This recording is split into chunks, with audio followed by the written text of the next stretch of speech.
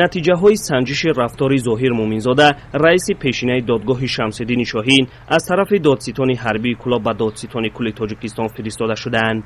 ин судя ё додрас ба латукуби як сарбоз айбдор мешавад ки дар постгоҳе аз Муъминзода ҳуҷҷатҳои мусофири мошинашро талаб кардааст.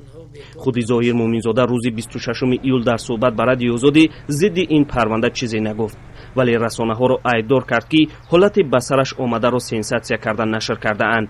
ва яфзуд дар ҳоле қарор дорад ки чӣ гуфтанашро намедонад, аммо ба зудӣ шикояташро ба таври хаттӣ пешниҳод хоҳад кард.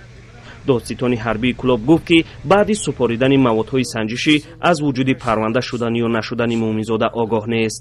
маводҳои санҷишӣ чанд рӯз пештар аз рӯи тобиат ба прокуратураи генералии ҷумҳурии Тоҷикистон нишон омада вобаста ба оғоз парванда ҷиноятиш мо маълумот надорем.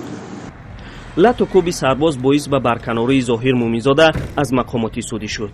Эмомалӣ Раҳмон, президенти Тоҷикистон, рӯзи 18 июл дар ҷаласае аз рафтори ношоиста ва ғайриоинномавии раиси додгоҳи ноҳияи Шамсиддини Шоҳин ёд карда фармон додааст ки ӯ на танҳо аз вазифа озод гардад, балки аз мақомоти судӣ комилан ронда шавад.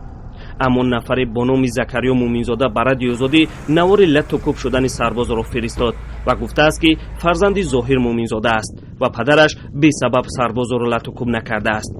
ба гуфтаи ӯ дар гузоришҳо роҷеъ ба моҷаро назари ҳамаи тарафҳои ҳодиса ба инобат гирифта нашудааст ва махсусан он ки сарбоз ба додрас ҳамла кардааст, вале худи навор далели ин ақида шуда наметавонад.